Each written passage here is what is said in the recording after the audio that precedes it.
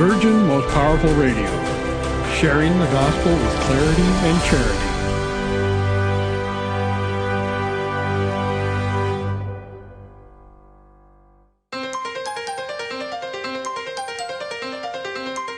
And now, Virgin Most Powerful Radio is pleased to present Hands-On Apologetics with renowned Catholic author and apologist, Gary Michuta.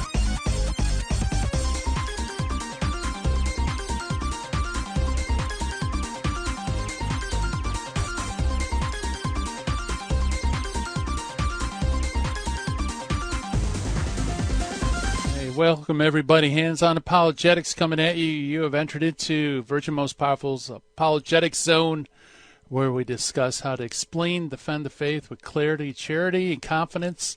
Yes, it is time to enter into the dojo. And I guess if this is the dojo, I'm your sensei, Gary Michuta, your friendly host, apologist, and just all-around good guy. And we've had some really good programs, and yesterday was a fun one for those who missed it.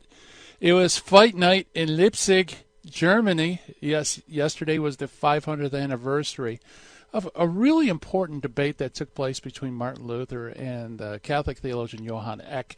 And Luther made some very important denials, denied that councils and popes, they said they could err and have erred. He also, in the second Leipzig disputation, which actually yesterday was the 500th anniversary, that's where Martin Luther basically demoted the Deuterocanon, those 7 Old Testament books that Catholic and Protestant Bibles, Catholic and Orthodox Bibles have in their Old Testament, but are missing in Protestant Bibles, or most Protestant Bibles. Martin Luther demoted them in that debate, and so that was a lot of fun. We had William Albrecht on, and William's no stranger to debating, and it was kind of fun to break down that debate.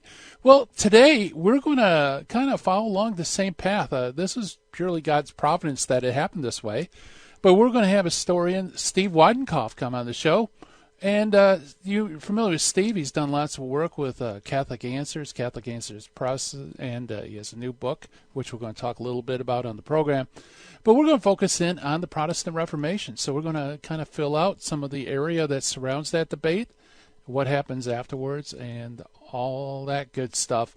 And that's really something I think every Catholic should at least have a working knowledge of what went on. So when we talk to our separated brethren, we can have a better sense of their history. So that's going to be great. Steve's going to be coming on the other side of the break. Also, we have our Finding the Fallacy. Our Finding the Fallacy for today is cherry picking, which I think is kind of a cool thing for summer. It actually kind of fits. And also the Meet the Early Church Father. And the Early Church Father for today is St. Sophronius of Jerusalem. So good stuff in store for us today. It's time for me to give a shout-outs for all those watching live stream on Facebook and YouTube. Hello, everyone. Great to see familiar names there in the chat room on YouTube.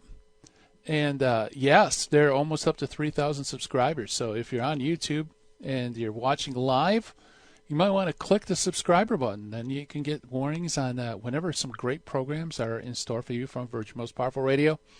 And hello. Thank you for the emojis, everyone. And I also want to welcome you listening on radio or podcast. It's great to have you on board, have you in the dojo ready to work out and become a defender of the faith. And as always, your input is appreciated. So perhaps when Stephen Weidenkopf comes on the program, you may have a question, definitely give us a call because Steve can handle pretty much any question concerning history. Trust me, the guy knows a lot. The phone number to call is 888-526-2151. That is 888-526-2151. And like I said, I'd love to hear from you. Or if you want to send us an email, maybe you have questions, maybe you want to share something that's going on in your life, a scenario, a situation where you're talking to people. We have some awesome emails waiting on the on-deck circle, I guess you could say, for the show. But we could always use some more. And hopefully sometime next week I'll be able to get to the mailbox. But shoot us an email at questions@handsonapologetics.com. Love to hear from you. And also, by the way, I should mention this, and that if you maybe can't catch all the program, Maybe there's a program in the past like, wow, I'd really like to hear that fight breakdown, the debate breakdown that we had yesterday. Well, jump on the internet and type in virginmostpowerfulradio.org, and you have access through that website, and also, by the way, on the podcast, or excuse me, the phone app, all the podcasts you can listen to, you can call up, you can share it, you can do all sorts of great stuff. And by the way, since it's summer, we do operate with donations. If you want to help support us at Virgin Most Powerful Radio, you can also make a donation online on the website, and we appreciate any help you can give. All right, so let's jump to the Finding the Fallacy for today. Finding the Fallacy is what I said, cherry picking. What is the cherry picking fallacy? Well, it's basically a suppression of evidence. It's a fallacy of incomplete evidence, which is basically pointing out individual cases or data that confirm a particular position or opinion while ignoring a significant portion of related cases or data that may contradict the position. In other words, you pick all the sources that you like and you ignore a more significant portion of the data that speaks against the evidence. And this is a very, very common fallacy, folks, when you're explaining defending the faith. It happens all the time.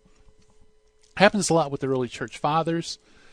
Sometimes somebody will say the early church believed X, and they'll cite 2 or 3 fathers, but what they don't point out is that a vast majority of fathers would actually disagree with that position, or there was something wrong with that position. I mean, this happens a lot, like with the Deuterocanon, for example.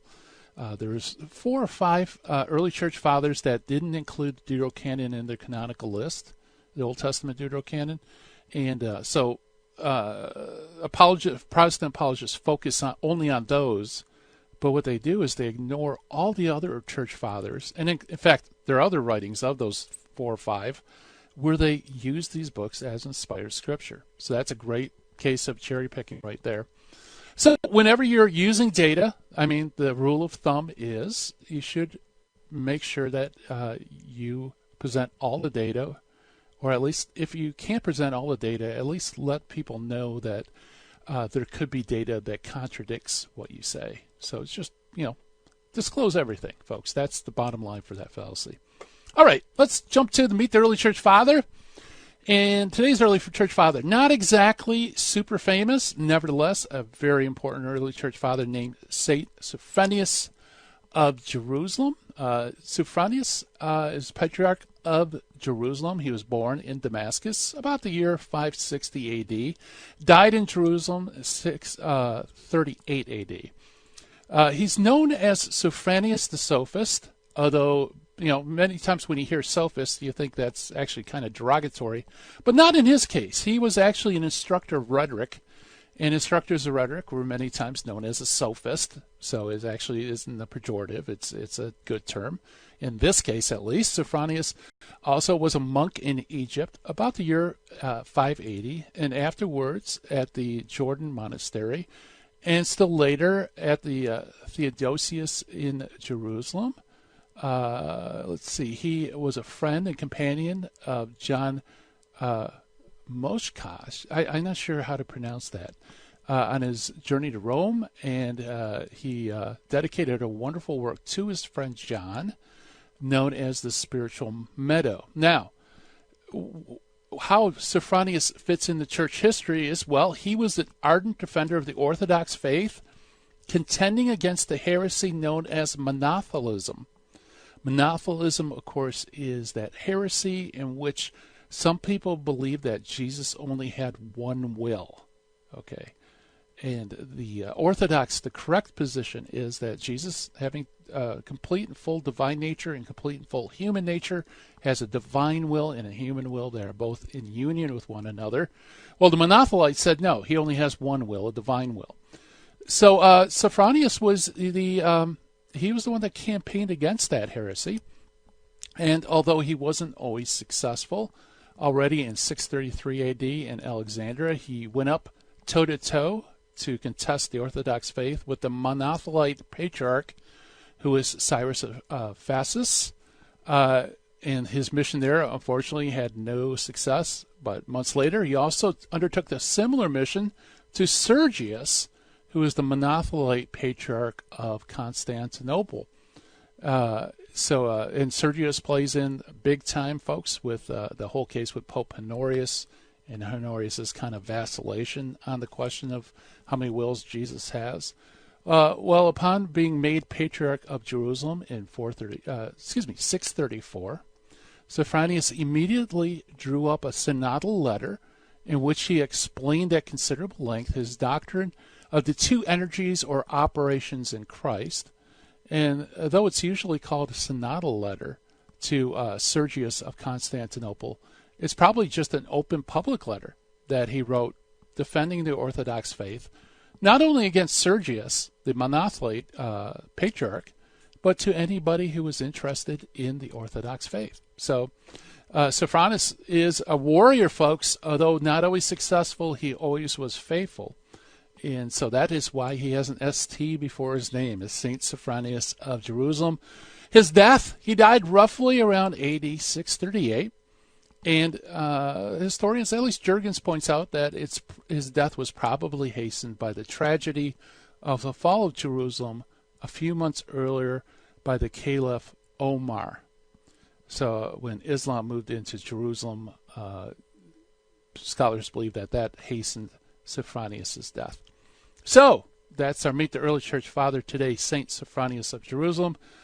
And, I love the early church fathers because they give us a witness to the earliest faith. They give us a snapshot of all the controversies going on in their age. And also they are great exemplars for us to follow. And that's certainly true with St. Sophronius. On the other side of the break, folks, we're going to have master apologist and historian Stephen Weidenkopf to talk about the Protestant Reformation. You don't want to miss it. Stay tuned. You're listening to Hands on Apologetics.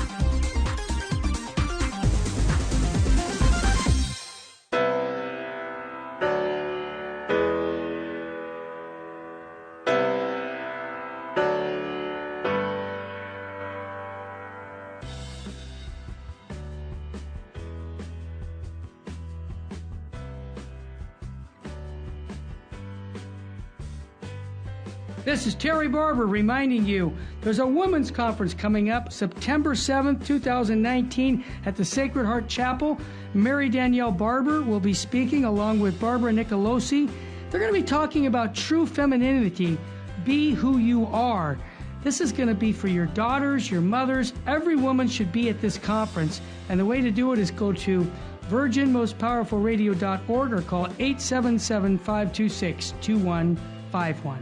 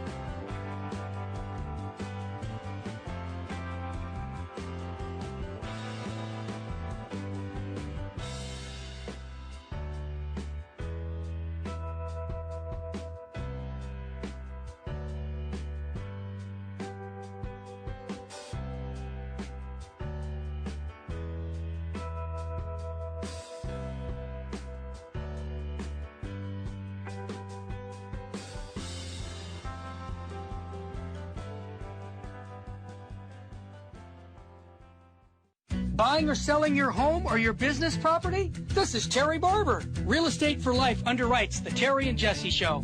And they can connect you to one of 900 pro-life real estate agents around the world. And when they receive their referral fee, they will give 80% of it to a pro-life organization. Wow! That's 80%! realestateforlife.org, 877-LIFE-US1. Now, back to Hands on Apologetics with Gary Machuda.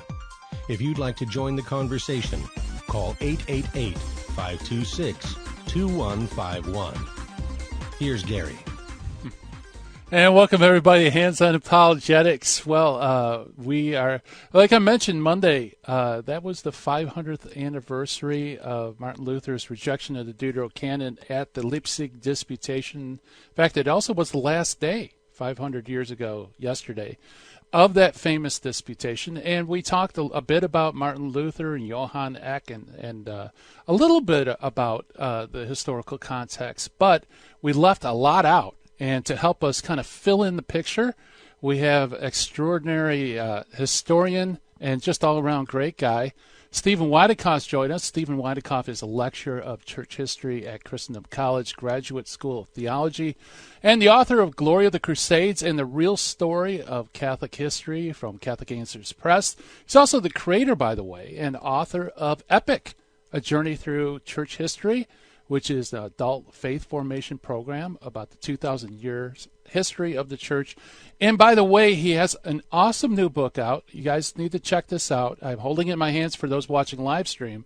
It is Timeless, A History of the Catholic Church by Our Sunday Visitor. It's a great read. And Stephen Weidenkopf, welcome to Hands on Apologetics. Thanks, Gary, for having me on the show. Glad to be here. How you doing? Oh, I'm doing great. How are things down south? Well, it's pretty hot, but we had some torrential rain yesterday in the area, but Yikes. besides that, it's going well. Yeah, that's pretty much the description up here in Michigan. Well, Steve, like I mentioned before, yesterday was the 500th anniversary of the second Leipzig debate between Luther and Johann Eck. And, unfortunately, we could only cover that, but we really didn't talk about what is the Protestant Reformation.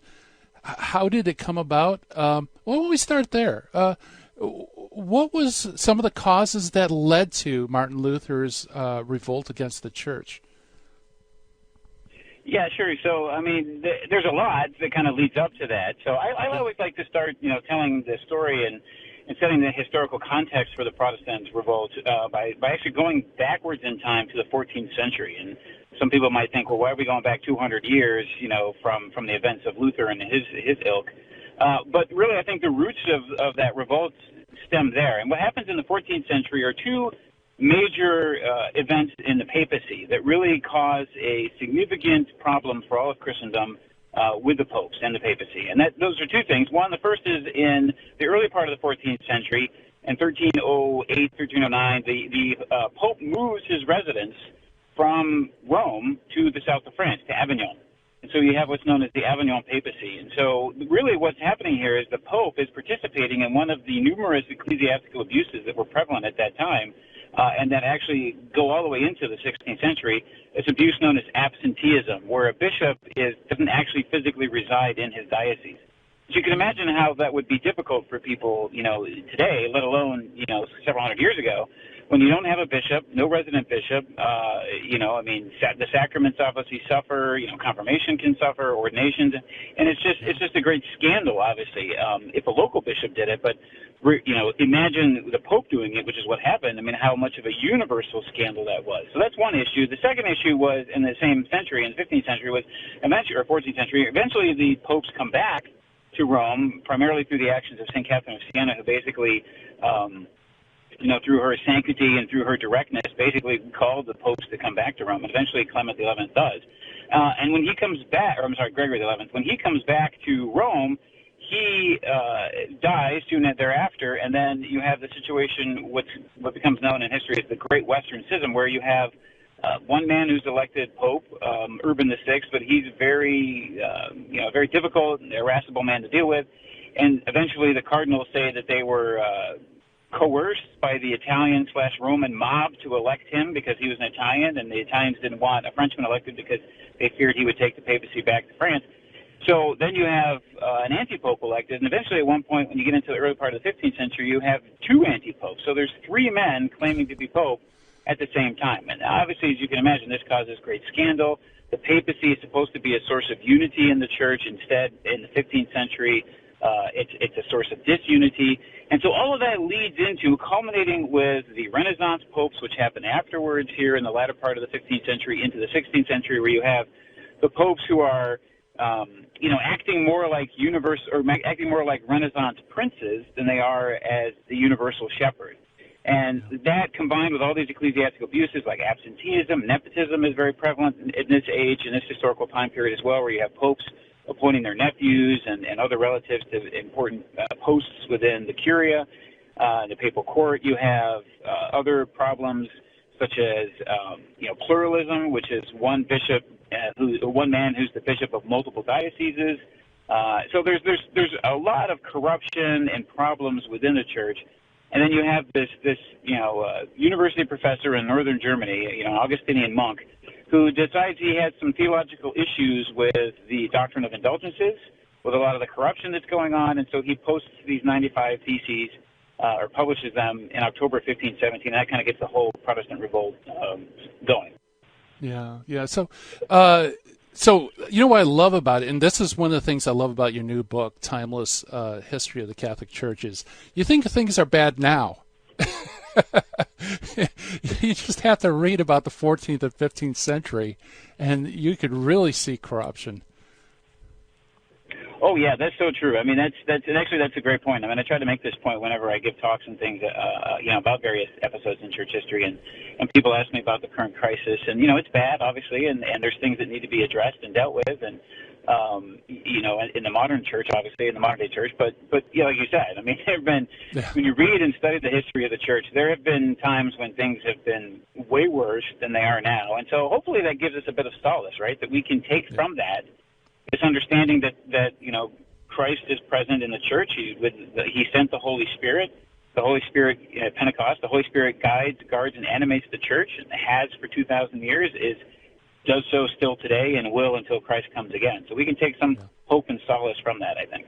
Yes, absolutely. Now, one thing I didn't realize is around the time Luther comes on the scene, Germany wasn't really like a well-defined state, was it? It was kind of just coming into its own.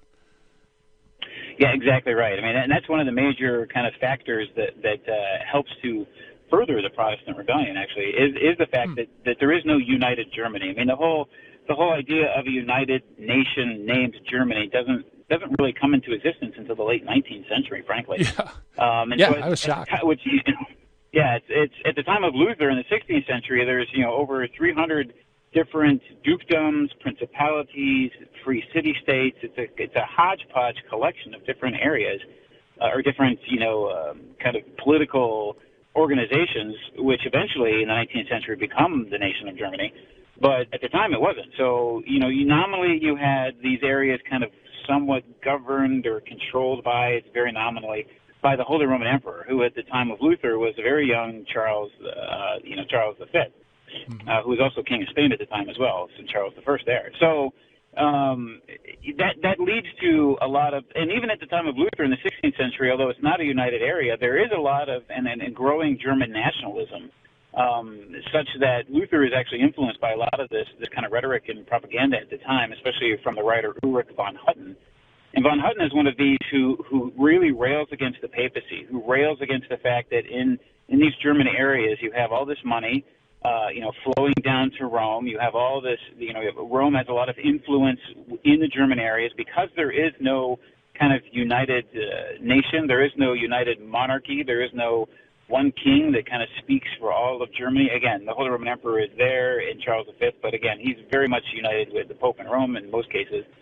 So the people and a lot of the merchants and some of these petty, princes and dukes felt as if they didn't have as much authority in their own political areas as other places of Europe did, like France and England, and even Italy in some cases. So they were upset with that, and they were upset with Rome, and that kind of led to a lot of the kindling, which helped to ignite the fire of the Protestant revolt.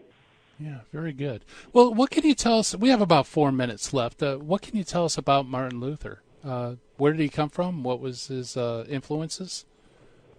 Yeah, Luther, was a Saxon, so he's from the electoral Saxony at this time. He's which is northeastern Germany, modern day Germany. He comes from a we would call him a lower middle class family. His father was a miner, and actually, worked his way up to actually owning several different copper mines and things like that in that area. But Luther was known from his childhood to be very brilliant and very smart. So his father wanted him to be educated, so he was sent off to university. Dad wanted him to be a lawyer, but he had this great religious conversion experience in 1505 when he was coming home from break at the university and engulfed in this major thunderstorm. Thought he was going to die.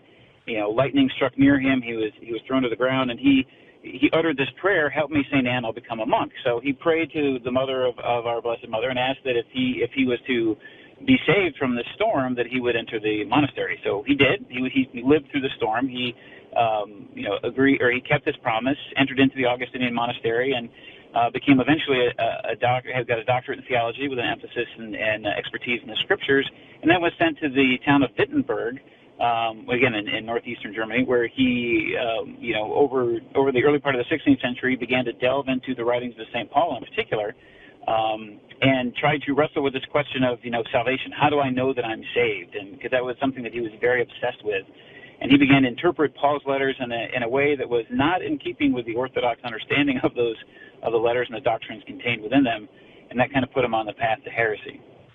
Yeah, very good. And also he had scruples. He always felt like he was condemned by God. I often wonder, Steve, if wasn't his friend, didn't he get killed by lightning during that storm? I don't think I've heard that particular aspect of the story. Okay. I think that he. I know that there was another incident when he was coming home from break, and he actually was playing with his dagger, and Luther was playing with his dagger and cut his leg very severely, and so he had a lot of traumatic experiences. And he came from a home that was abusive, both physically and verbally as a kid. So he had a lot of traumatic experiences as a child, and that kind of led to his understanding of God, and seeing God as not a loving and kind and merciful father, but really as a wrathful, vengeful judge. And that plays a very big role, his comprehension of who he believed God was, in the development of his later heretical theology. Yeah, very good. Yeah, because I know there's been some writings by psychiatrists who have put Luther on the couch, so to speak. And his upbringing, lots of events in his life, ultimately formed his character. And like you said, when he was in the monastery, he had these qualms of conscience where he never felt forgiven by God, that God was kind of a ruthless dictator. Yeah, very true. I mean, there's stories of him, in the monastery, going to confession frequently, and not just frequently in terms of, once a week or so, but I mean, actual stories of him going to confession, coming out 5-10 minutes later, going right back into the confessional because he thought he forgot something. And at one point, his spiritual director said to him, you need to understand that God is not, you are angry with God. God is not angry with you. But that didn't seem to placate him at all. Very good. We're talking with Stephen Weidenkopf about the Protestant Reformation. Stay tuned, folks. More on the other side of the break.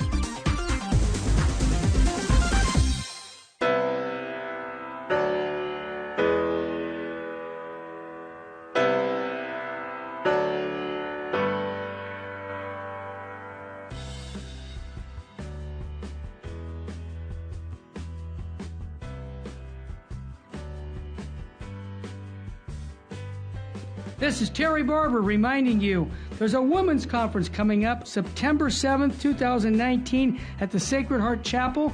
Mary Danielle Barber will be speaking along with Barbara Nicolosi.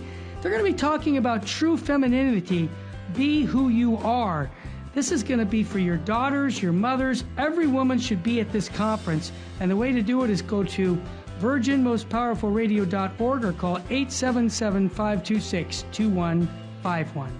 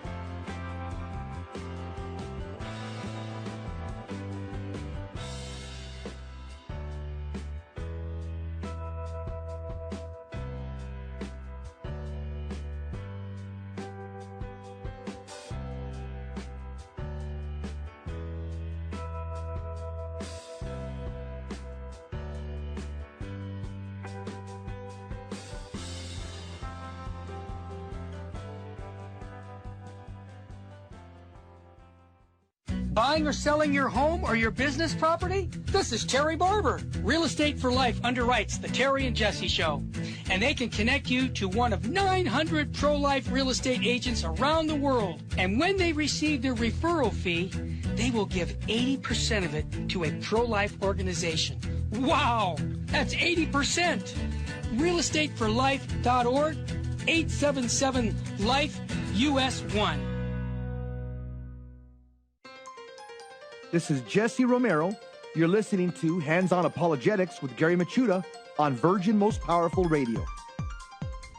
And welcome back, everybody. We're chatting with Steve Weidenkopf, author of the book Timeless History of the Catholic Church. And we're talking specifically about the Protestant revolt. And up before the break, we were chatting about the corruption within the church that ultimately led to Luther's personal struggles with the church.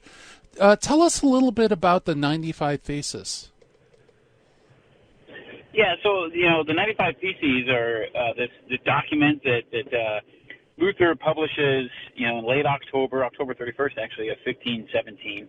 And it's in this theses that he enumerates these 95 different positions or commentary on various teachings of the church. And most of them, not all of them, but most of them have to deal with the doctrine of indulgences. And in particular, Luther, a lot of times people think that, and the kind of the main Protestant narrative in particular centers on the fact that Luther got into trouble with the church because he called into question the so-called selling of indulgences, where what happens, historically speaking, is right before Luther publishes this document, a couple years before, actually, Pope Leo X, actually it was begun under Pope Julius II, he wanted to rebuild St. Peter's Basilica in Rome.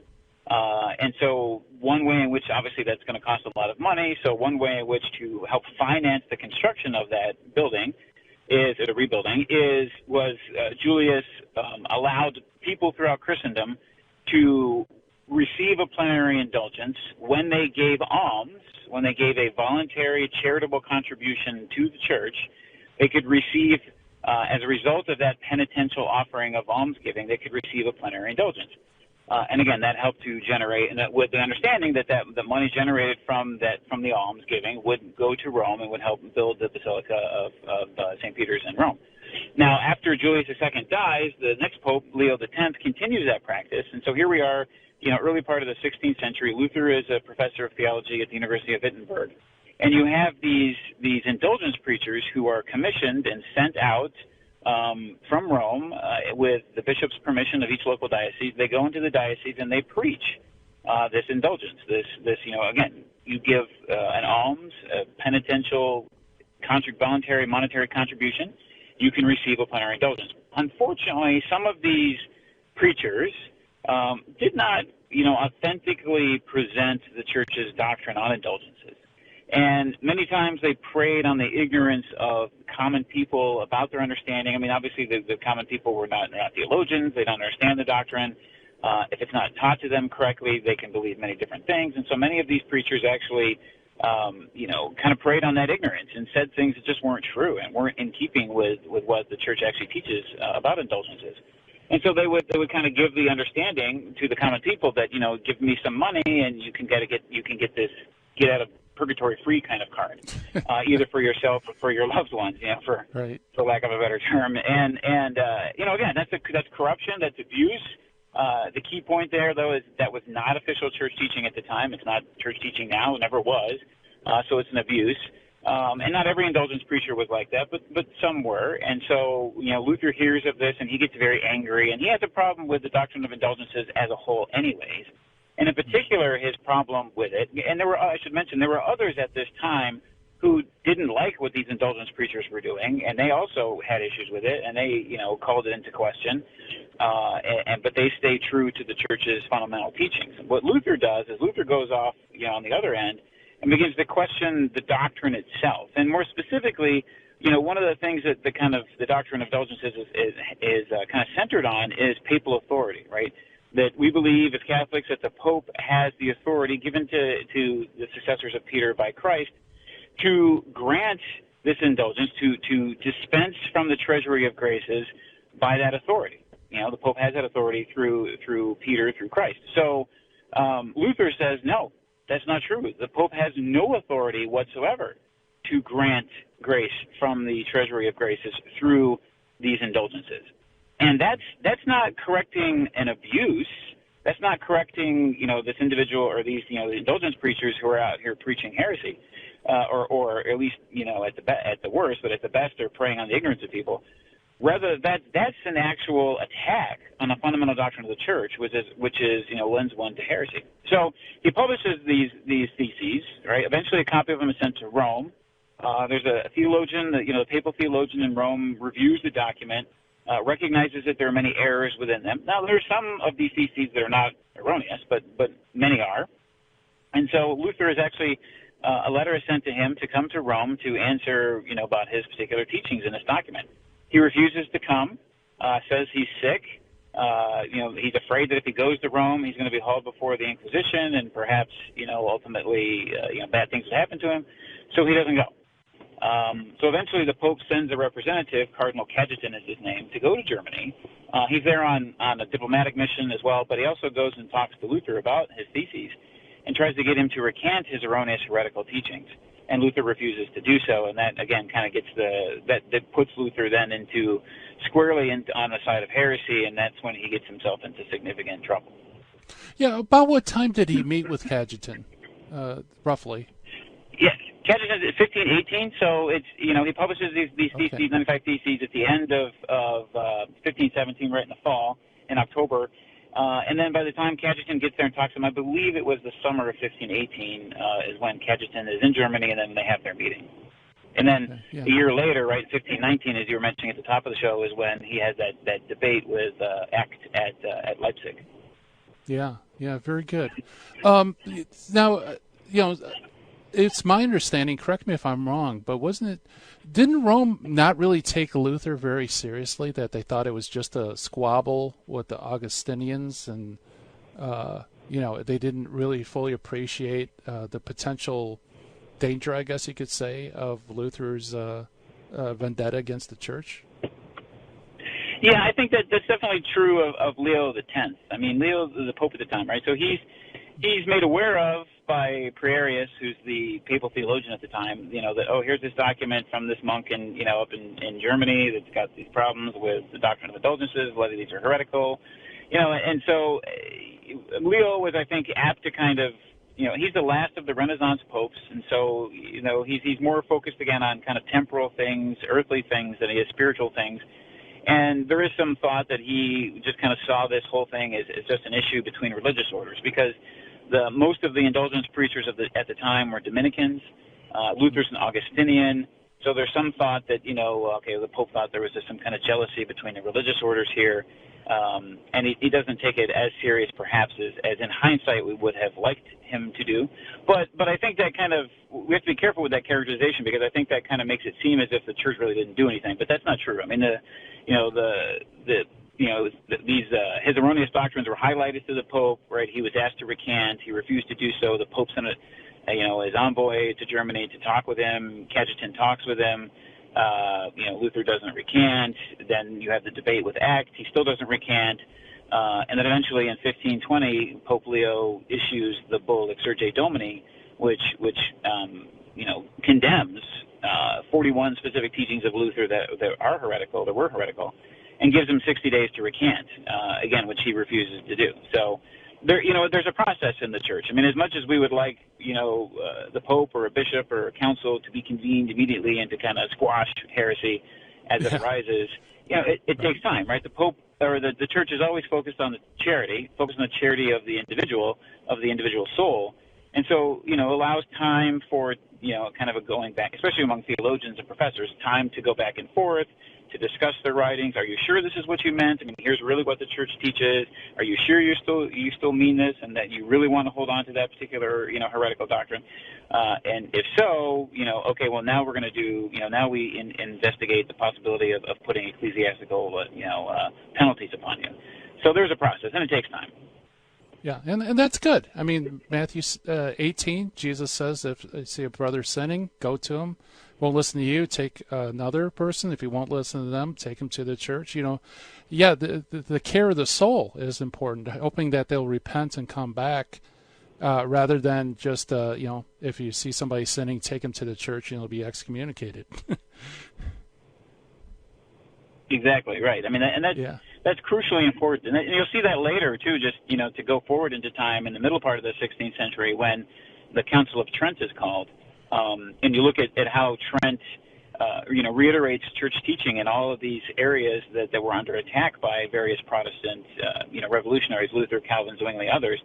You won't find, in the decrees of the Council of Trent, the name of Luther, or the name of Calvin, or the name of Zwingli. They don't, the church doesn't attack the individual, rather, but hopes and prays for that individual's repentance and for the mercy of God, and that they would return to the church. The church instead attacks their erroneous teachings, their erroneous doctrines. That's what's the issue. Very good. So how was the excommunication carried out? Is this the diet of worms? So, two things.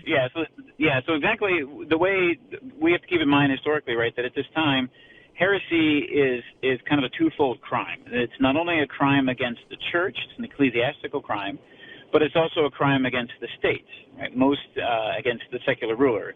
So there were, two different ways in which a person, could be identified and called a heretic. One was through the church, especially if one goes through the inquisitorial process, which Luther did not. But Luther was, again, that bull, Leo X issued that bull, Exsurge Domini, in 1520, asked Luther to recant. He refused to do so. In fact, he actually took a copy of the bull, along with other church writings, and burned a copy of the bull, along with the other writings, outside the town of Wittenberg, and basically told his followers to not follow it. He actually wrote a pamphlet called Against the Execrable Bull of the Antichrist, where he refers to Leo X as Antichrist for issuing this condemnation of his writings.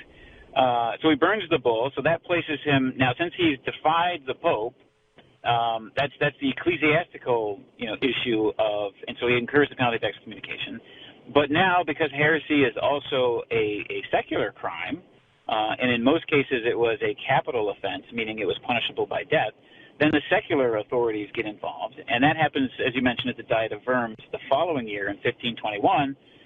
Luther is called to the Diet by the Holy Roman Emperor Charles V, and the Diet is just this kind of not really a legislative, but a representative assembly of various important personages, princes and dukes throughout Germany, and they meet to discuss the issue of Luther.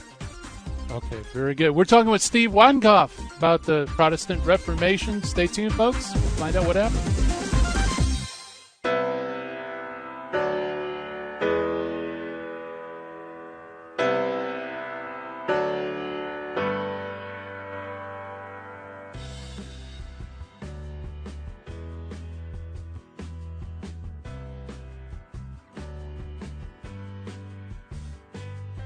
This is Terry Barber reminding you there's a women's conference coming up September 7th, 2019 at the Sacred Heart Chapel.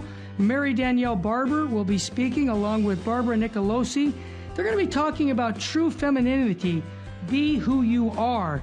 This is going to be for your daughters, your mothers. Every woman should be at this conference. And the way to do it is go to virginmostpowerfulradio.org or call 877-526-2151.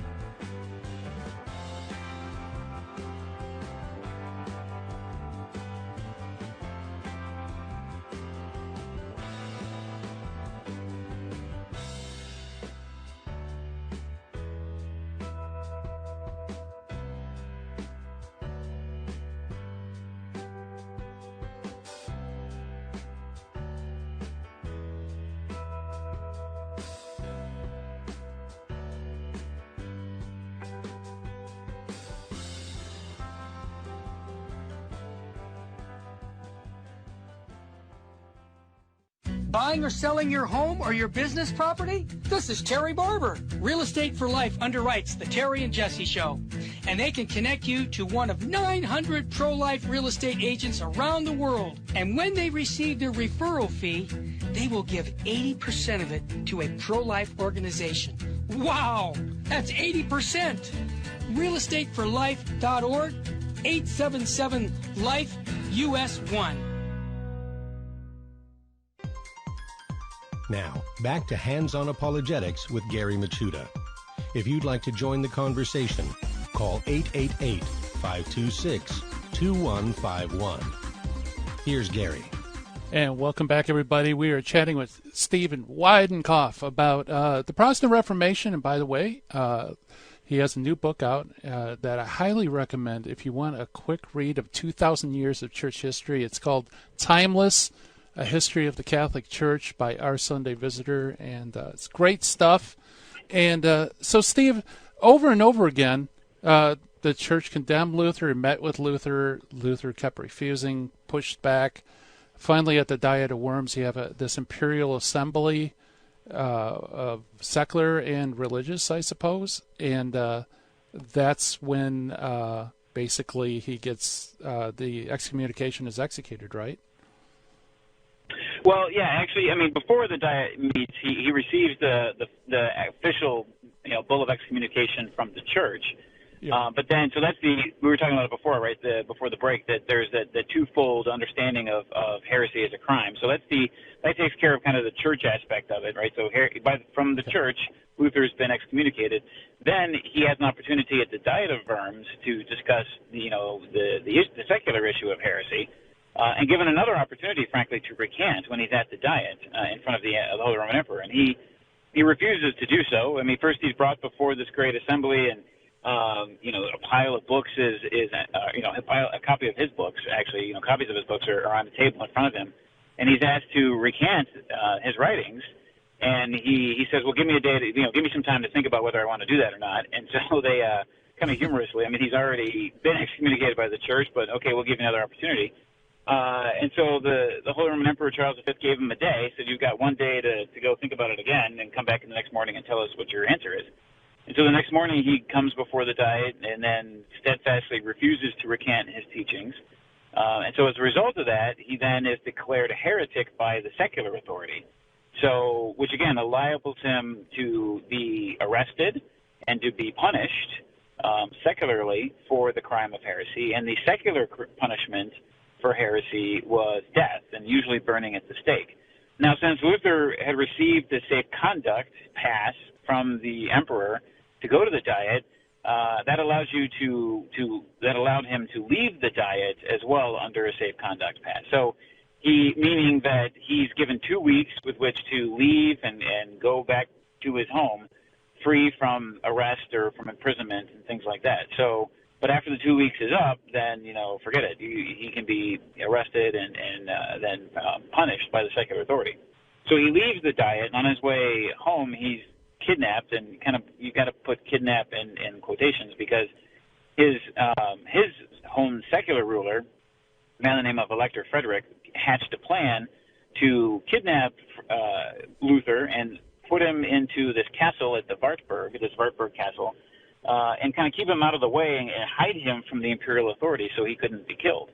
And so that's what happened. So he spends some time in this castle, and he grows his beard, and he wears, takes off his habit. He wears, secular clothing, not religious clothing anymore.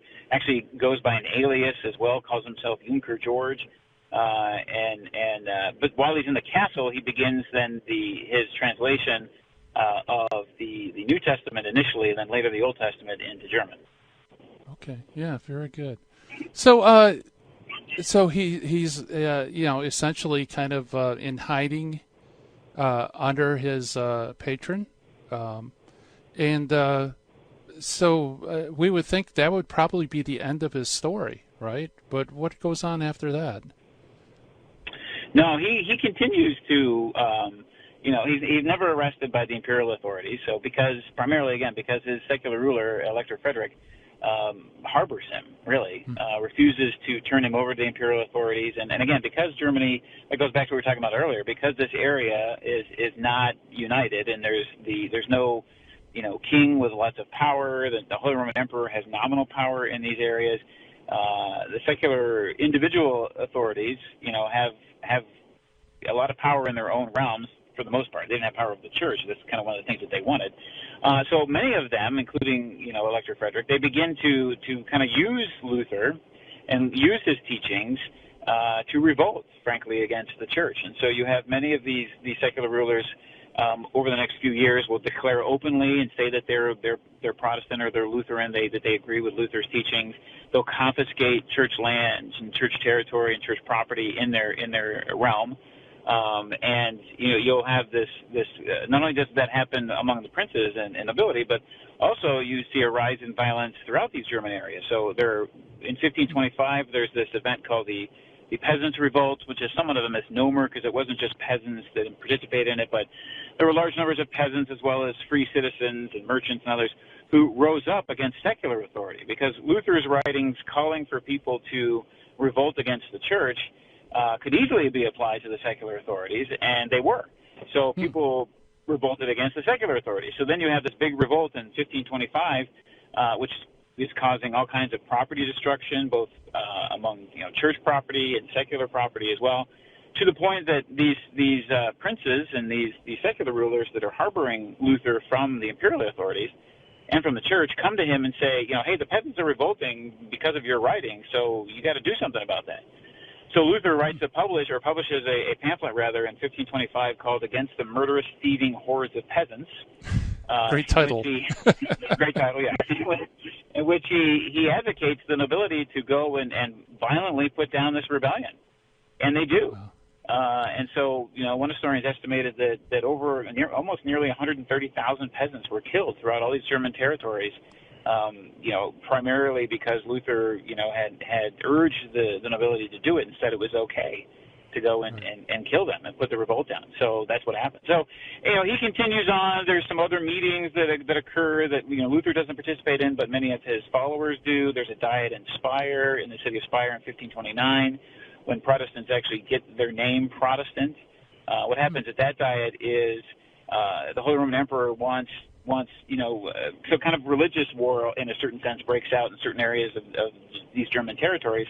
And so at this Diet of Speyer in 1529 now, the Holy Roman Emperor Charles V still wants peace. And so he issues an edict at this Diet that says that the Mass should be celebrated and must be allowed to be celebrated in all German territories. Because what had happened is you had these areas that had kind of turned Protestant or turned Lutheran, and they would kick out the church. They'd, force the priests and religious out of the areas. They'd confiscate church property and land, and then they would ban the celebration of Mass and the celebration of sacraments. And so that was causing all kinds of issues, obviously, and violence. And so the emperor, in a way to try to prevent that, said, look, the Mass is allowed to be celebrated and should be celebrated all throughout German territory. But there were several different cities and several different German territories that were against that edict.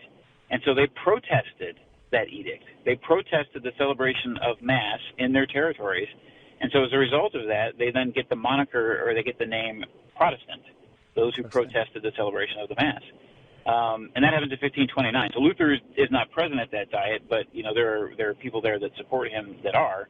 And so he continues to kind of, stay in the background. He continues, in a certain sense, he continues to write. He's a very prolific writer. Publishes all kinds of different treatises on all kinds of different subjects, on monastic vows, for example. He encourages religious to leave their monasteries and convents, which actually does happen in Germany in large numbers. He throws off his promise of celibacy and actually gets married to a runaway nun. Catherine von Bora has many children with her. Continues to rail against the church and the church's teachings, writing all kinds of pamphlets, even actually writes pamphlets against the Jews. He was a voracious anti-Semite, did not like the Jewish people, and wanted them either forcibly converted or forcibly expelled from German territories. So he lives a very interesting rest of his life for the next 20-some-odd years, dies in 1546 after suffering a stroke.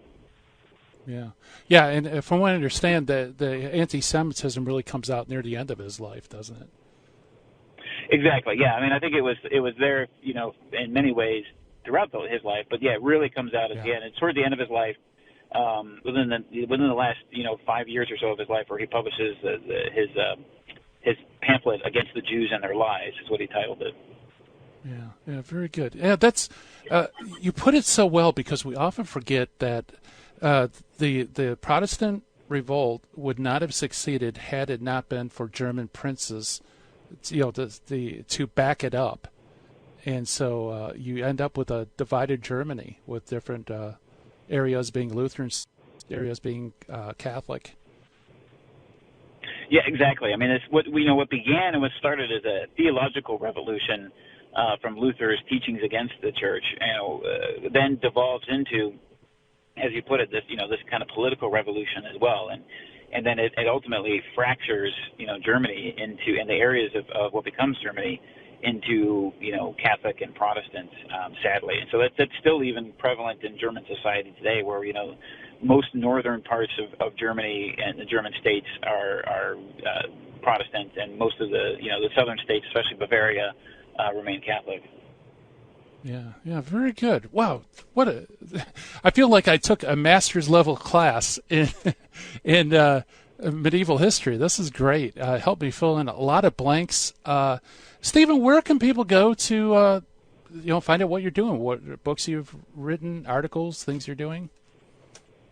Yeah, the best place to go is I have my own website, so it's just steveweidenkopf.com, all one word there, my name. And on there I list, have references for people for all the books that I've written. Obviously, people can go to Catholic Answers, that published a couple of my books, and Our Sunday Visitors, you mentioned as well, published my most recent book, Timeless. And on my website, I have all of I write occasionally a blog post or articles for the Catholic Answers magazine online as well, and all the ones that I've written over the last several years are on my website as well, archived there, so people can find those if they have questions about various historical topics. All right. Wow, that's great. Yeah, go to steveweidenkopf.com, all one word. And Steve, thank you so much for being on the program. It's been a lot of fun. Yeah, my pleasure, Gary. It's great talking to you again. All right. That's Steve Weidenkopf, folks. And again, it's steveweidenkopf.com is the name of his website. And you want to access his work, because Steve's done some really great work in history, and also in focusing on all those issues, historical issues that we run into while we're defending the faith. Really good stuff. So check it out if you can. So fun continues, folks. Tomorrow we're going to have Master Apologist Bobby Hesley come back into the dojo. Bobby's going to join us. We're going to talk about the Eucharist. And I know if you're familiar with him, he always has really great information, very interesting takes on how to explain and defend the faith. So it's always great to have him on board. And, man, I tell you, this is the fastest hour in Catholic Talk Radio. It just flies, folks. But I appreciate everybody tuning in. It's been a lot of fun. Coming up next, High Impact Catholic Talk, coming at you at the Terry and Jesse Show. And for me, it's time to turn down the lights here at the dojo and shut down the Midwest Command Center and turn the power back to the world headquarters there in Covina, California. Thank you so much for listening, folks. And God willing, we'll talk to you again tomorrow. Have a great, blessed day. Bye-bye, everybody.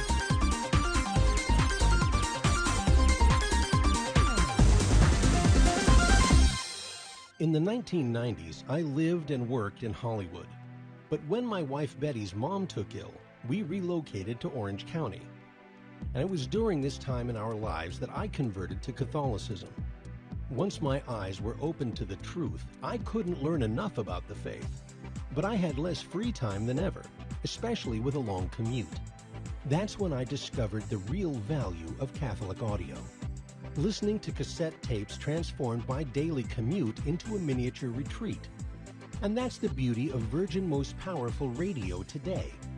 Since the podcasts are archived, you can listen anytime on our smartphone app. I know how listening to Catholic audio can bring you closer to Christ and His Church. So I encourage you to visit the App Store or go to vmpr.org and download the app today. It just might change your life. I'm Matthew Arnold for Virgin Most Powerful Radio.